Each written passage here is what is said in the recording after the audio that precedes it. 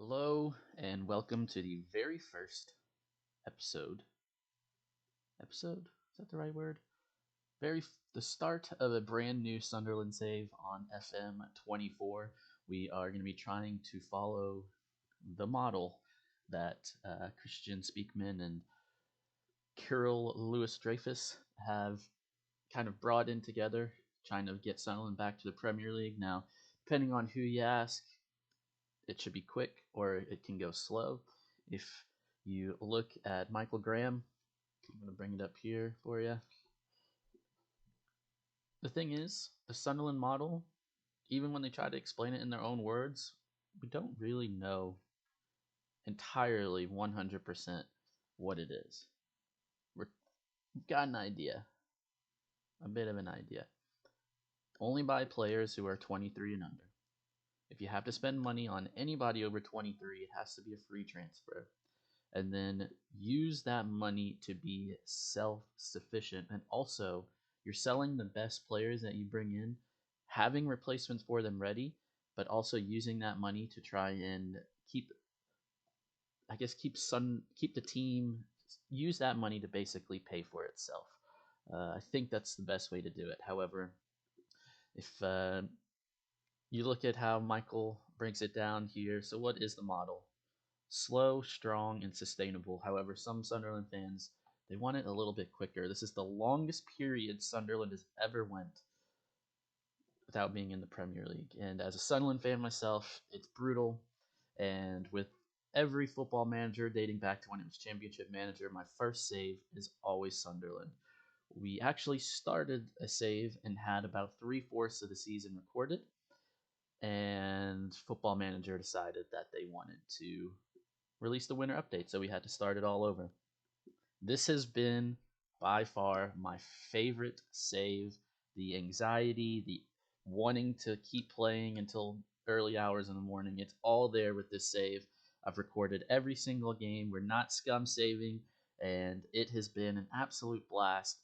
But one of the things to keep in mind is that Sunderland, when they came into it, Kyle Office-Dreyfus, he somewhere in the kind of language that he used to buy the team mentioned that he wanted to get there. Where is it? Let's see. I believe he wanted by the end of the 25-26 season.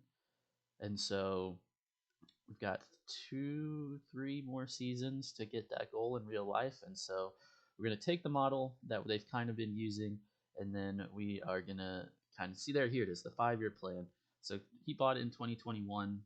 So that means we've got till 2025-26 season to get back into the Premier League. And so without further ado, let's get right into it. And so as you can see, this 5-1-3-1, 5-2-3 DM, however you want to call it, call it what you want. I thought it was an amazing tactic, especially based off of all the friendlies we had. Even held City to a 0-0 draw.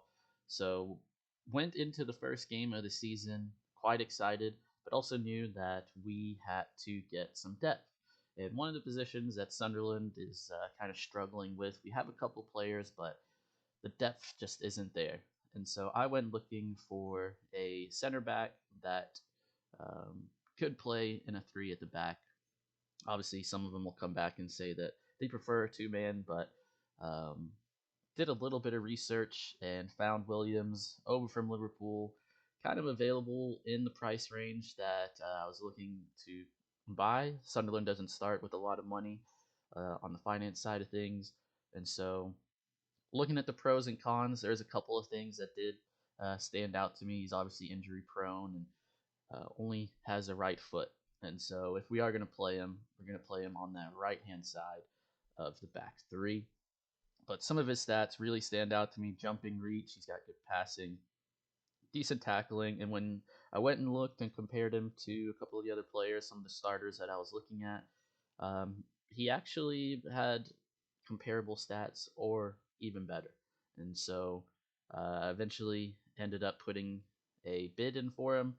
Liverpool accepted it, and yeah, that was that. He came in. We'll show you how he did during the season once we get into the games, but The very first signing for this save was Reese Williams. Don't know how to say his first name. Hopefully, somebody down in the comments can correct me. And now on the totally opposite end of the field, if you're a Sunderland fan like myself, or if you follow them, like to play them in the game, or you see us complaining on X/Twitter, they need a forward. They need one bad. They need a goal scorer. Somebody that can just get the ball sent up to them, that can also do the pressing and everything that's asked of them, but put the ball in the back of the net. They're really struggling since Ross Stewart left, and they decided to give up on Ellis Sims. They couldn't get him on Diallo back. And so I went into this as a Sunderland fan knowing they needed a striker. And so we came across Oscar. He was, I believe, somebody on Twitter, when they do those, like, who are some players you're signing, some of the wonder kids that are now available in the most recent update. Decided to go with this guy, looked at his stats, thought they were pretty decent. Um, and I'll give you a little bit of foreshadowing right now. I went into this signing after we got him thinking he was going to be a stud. However, quickly became the most infuriating signing I have made in Football Manager history. I've been playing this game since Championship Manager. This is the first time I've ever decided to record a season. I'm glad it was this one. It was a lot of fun. However, this player right here, Oscar Wilhelmsen, was so infuriating. I'm not going to tell you why. You're going to think it's because he missed goals. He was putting the ball in the back of the net. We'll get to what made him just piss me off. By the end of the season, he got benched. We weren't starting him. That's a little bit of foreshadowing. We'll get there eventually. However, let's get into the first game of the season, which for Sunderland is against Ipswich. All right, so this is how we lined up out of the gate. Trey Hume out on the right. Got Callum Styles out on the left. Pembele, Ballard, and Williams finishing out the back five. Of course, Patterson in goal. Dan Neal in the center of the midfield, all by himself. And then up front, got Jude Bellingham right in front of him. Abdullah Bar, Jack Clark, and Nazari Russian. And here we are 11 minutes into the game. And this is kind of the first look at how the team is playing. Of course, my striker gets hurt in the first 11 minutes, and so we do have to bring on Oscar Wilhelmsen here. But as you can see, the team playing it down the wings, playing it back into the right. My two inverted wingbacks come in. We take a shot. Unfortunately, it goes over the bar. Not much happened in between then and this next highlight, as we have taken a corner kick.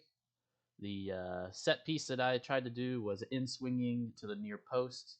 And then eventually I gave up on that and signed a set piece coach. But as you can see, beautiful ball by Dan Neal. We get a very nice goal to start the season by Jack Clark. And I'll let you in on a little bit of a secret. I did have my camera recording myself on the reactions throughout this save. However, up until starting to record the video for the entire season, I did not realize that my microphone was on mute for a lot of it. So unfortunately, I will show you how I was reacting. You can see it visually. You just won't be able to hear me say anything. And this highlight right here, kind of shows the exploit of just what was wrong with my first formation. They very easily get it from the back to the front. My forward wasn't pressing, even though we have it on full pressing. And then there was just a giant gap on the center of the midfield because Dan Neal can't be everywhere at once. And then here we go, another highlight of us passing the ball down the wing, going inside, looking for an opening, and we do have shoot on site, and I think even went into it and put shoot more often on Jude Bellingham and Clark, Ba, and Nazir Russian. Sorry, all of them had to shoot more often and shoot from distance. And then here is Ipswich's first goal. As you can see, that was Dan Ballard out of position. Didn't get back in time. They were able to play through that space in the center of the midfield. Here's the replay. That's Dan Ballard all the way up at the halfway line. Nobody covering behind him. Nice run there and a little pass in Patterson. Unable to save it. So then it is 1-1 as we get close to the end of the first half. And it's still 1-1 as it is now, the 73rd minute. They Try to play it out of the back. We get the ball. Romain Mundle, who came on for Jack Clark, he suffered not an injury, but he took a knock and wanted to come off. And so there we go. We got Romain Mundle, who comes in, gets his first goal of the season. Watch it back here. They cleared it out up front. We were able to get it back quickly, turn, pass it into the space. Our inside forward makes that cut into the box, exactly what we want to see. And there we go with about, I don't know, about 15 minutes there. And now we are getting into extra time. We're up 2-1. Ipswich is going to play the ball out of the back, even though we have prevent short distribution from the goalie on. They play it down the wing, knock it back. No one's covering that runner into the box. And it is now 2-2 as we enter extra time.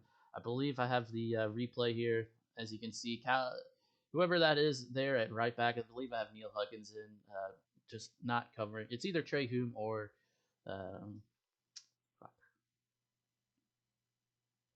it's actually Luco 9.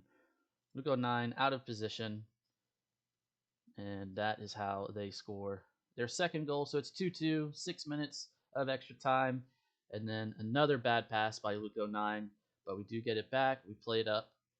I think that should have been a foul. And then their goalkeeper is going to play it up. Here's Neil Huggins turning the ball over. I knew it was 09 and Huggins. I just couldn't remember which of the highlights was which came first. Nice tackle there by Neil. Unfortunately, gives it right back to them. Nobody covers the middle of the field. And that is now 3-2 and goals in about 2 to 3 minutes time in the game. And just watch it back there. Neil, nice tackle, but unfortunately, Abdullah Ba was not on the right side of his defender, so he doesn't get the ball to play it quickly through the middle. And that was kind of the I'd already realized that there was a lot of space that we needed to fix. And then, of course, I put it on attacking, try and get back into the game. And Ipswich is going to go on the counter here, play it up. Williams lets it go through. Hurst, first time shot. And that was one of many. I believe George Hurst actually finished second, or I believe was in the top 5 for goals at the end of the season, but not the way you want extra time to go. I mean, look how easy this is. They pass it back and forth. Nobody closes down. Defender steps up, misses the ball. Hurst, first time, and Patterson comes out, and that is it. We lose 4-2, despite being up 2-1 as we went into extra time. And one of the things that I really did not like about the setup that I had was the fact that we just had a lot of fouls, a lot of yellow cards. The very next game, switched it to a 4-3-3. However, for some reason, that file corrupted, so I can't show you the fact that Blackpool beat us 2-0 in the first round of the Carabao Cup, despite us getting 26 shots off, 11 on target to their 5 shots and 3 on target. The XG was 3.71 to 0.69. But of course, we got FM'd on that one. Team didn't play well, even though we basically dominated everything. 62% possession, 13 corners. Just one of those games, could not find the back of the net. And unfortunately, couldn't even show you the save to show you any of the highlights that we did. We didn't really have, we had a lot of shots, but obviously nothing to show for it. And Jack Clark, of course, missing a penalty. And then we have decided to change things up. In that previous Blackpool game, we're using RDF's 4-3-3 tactic that he did of Tottenham this season. Go check that out on his YouTube page. You can download it through there. I thought it was a pretty decent tactic overall. It did take me quite some time to tinker with it and make it so that it worked for the players that we have. Another bit of foreshadowing, it took till the last month of the season. And as I'm speaking there, you get to see a beautiful strike by Joe Bellingham, his first of the season. Here's the playback. Huggins is going to go down the left, cross it back. Joe's wide open, just takes a touch, puts it in the back of the net. He's where he was supposed to be on that center side of the right midfield.